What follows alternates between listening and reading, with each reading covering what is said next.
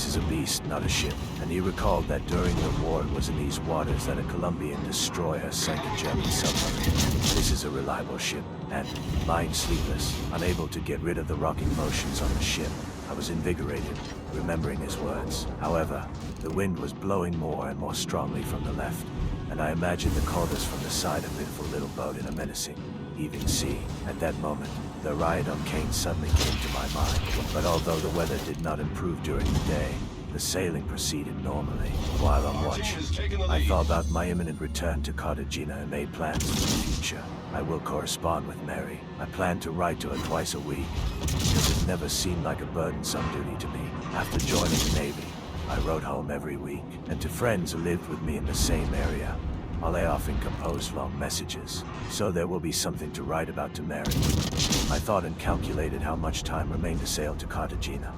It turned out to be exactly 24 hours. This was my penultimate watch. Ramon Herrera helped me drag Petty Officer Miguel Ortega to his bunk. He was getting worse and worse since leaving Mogul, that is, for 3 whole days. He had not had a drop of poppy dew in his mouth. He could hardly speak. The dance began at 10 o'clock at night. The corders rocked all day, but all this was nothing compared to what began in the evening, when I, lying awake on my bunk, thought with horror about the watchmen on deck. I knew that none of those lying next to me were able to close their eyes. Shortly before midnight, I asked Louis Rendifo, my downstairs neighbor, "Well, aren't you feeling sick yet?" As I expected, Louis Rendifo couldn't sleep either. But despite the muscle, he did not lose his sense of humor, and therefore he said, "How many times do I have to repeat it? The sea will sooner turn me inside out than me." He often uttered this phrase, but that night he barely managed to finish it. I have already written that I was overcome by uncountable anxiety, even fear, but I really got scared at midnight on the 27th of February, when the order was given over the loudspeaker. Everyone to the left side. I knew perfectly well what such a command meant. The ship gave a strong list to the starboard side, and they tried to level it with the weight of our bodies. For the first time in 2 years of seafaring life, I was truly afraid of the sea. There above, on the deck, where the wet watchman was shaking from the cold, the wind whistled. Hearing the command, I immediately jumped up. Louis Rendifo, remaining completely calm, stood up and walked towards the berths on the port side, which were unoccupied because the owners were on watch. I went after him, holding onto the neighboring bunks. But suddenly I remembered Miguel Ortega. He lay flat. Hearing the command, Miguel tried to get up, but collapsed back in exhaustion, simply dying from an attack of seasickness. I helped him up and dragged the poor fellow to the berth on the port side. He told me in a lifeless, dull voice that he felt very bad. "We will try to get you off duty. You can consider this black humor." But if Miguel Ortega had remained to die in his bed, at the very least, he would still be alive now. At 4 o'clock in the morning on the 28th, without sleeping a wink, we, that is, the 6 watchmen, gathered at the stern. Among the others was Ramon Herrera, my constant partner. Of the non-commissioned officers, Guillermo Rosso was on duty. I was to stand watch for the last time. I knew that we should arrive in Cartagena at 2 o'clock. Having passed my watch, I was going to immediately go to bed so that I could have some fun in the evening, returning to my home after an 8-month absence. At 5:30 in the morning, I went with the cabin boy to inspect the bottom of the ship. At 7 o'clock, we relieved our comrades so that they could have breakfast. At 8, they relieved us. At the same hour, I passed my duty, which went well, although the wind was getting stronger, and the waves, rising higher and higher, crashed against the bridge and flooded the deck. Ramon Herrera stood at the stern. Louis Rendifo was standing there wearing headphones. He was the lifeguard on duty. Petty Officer Miguel Ortega, who was completely finished off by his endless seasickness, was reclining in the middle of the deck. There the least amount of rocking was felt.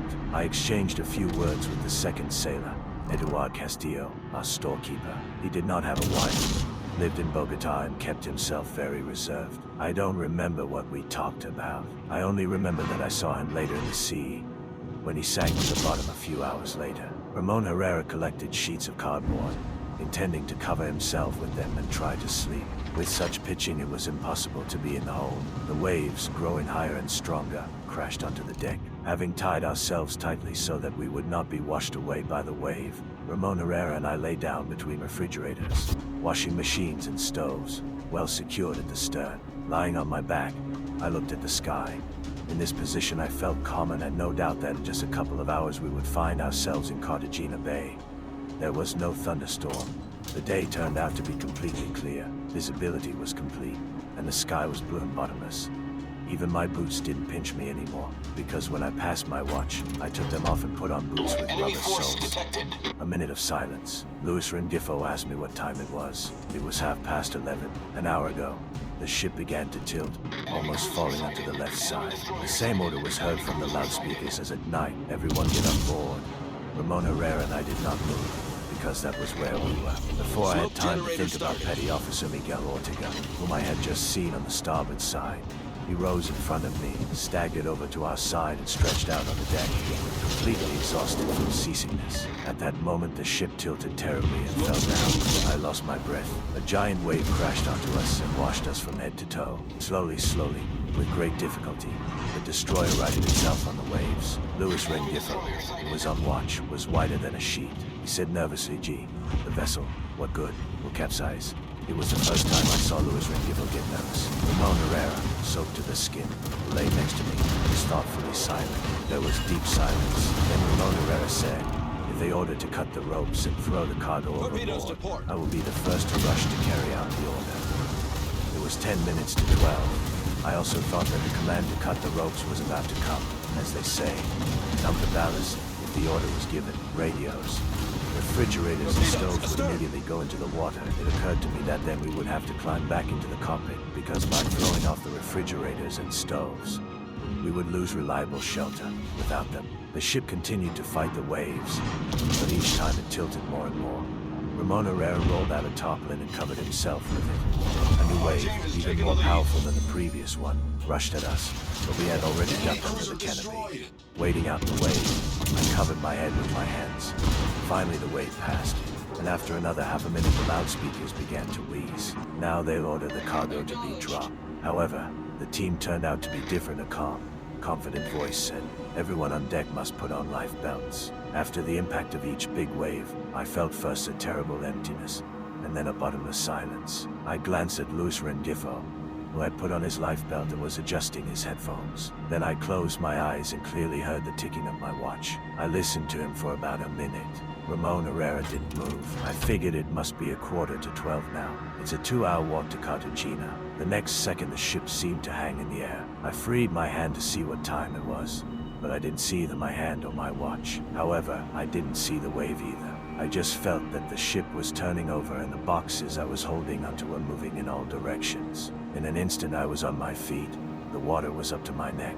I saw a green Louis Rendifo, who silently, with his eyes bulging, tried to get out of the water. He held the headphones in his outstretched hand. Then a wave covered him headlong, and I swam upward.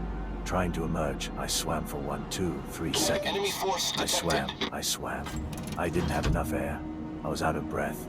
Swimming to the surface, I saw only the sea. A moment later, about 100 meters from me, a ship emerged from the waves, from which water flowed in streams, like from a submarine. Only then did I finally realize that I had been thrown overboard.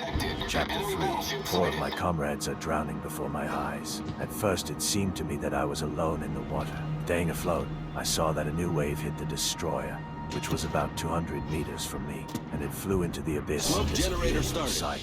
I decided that he had drowned, and then, as if confirming my thoughts, countless boxes of goods fluttered around, which were loaded onto the destroyer immobile. I floundered among boxes of clothes, radios, refrigerators, and various household utensils, among boxes that surfaced here and there, driven by the waves. At that moment, I still didn't understand well what was happening. Before I could recover from the shock, I grabbed one of the boxes and stared blankly at the sea. The day was completely cloudless. Only the sea, which was strongly heaved by the wind and the boxes swaying on the waves, suggested a catastrophe. Suddenly, screams were heard nearby, and the sharp whistle of the wind, the voice of Julio Amador Caraballo, the tall, stately second boatswain, was clearly distinguished, shouting to someone, grab me by the belt." And then I seemed to wake up from a deep, albeit momentary sleep. It dawned on me that I was not alone at sea. Just a few meters away, my comrades were calling to each other. I feverishly began to figure out what to do. I couldn't swim anywhere. I knew that we were almost 200 miles from Cartagena, but I lost my bearings. However, I did not feel fear. For a moment, it seemed to me that until we were rescued, I could stay on the water by grabbing onto the boxes. I found comfort in the thought that others were in the same position as me. And that's when I saw the raft. Or rather, two identical rafts located about 7 meters from each other. They suddenly emerged on the crest of a wave from the side from which I could hear the screams of my comrades. It seemed strange to me that none of the sailors swam to them. Suddenly, one of the rafts disappeared. I didn't know what to do, either swim to the second one, or not take risks and continue to cling to the box. This seemed to me a reliable way to stay afloat. I had not yet had time to make any decision, but the instinct of self-preservation had already directed me to the second raft.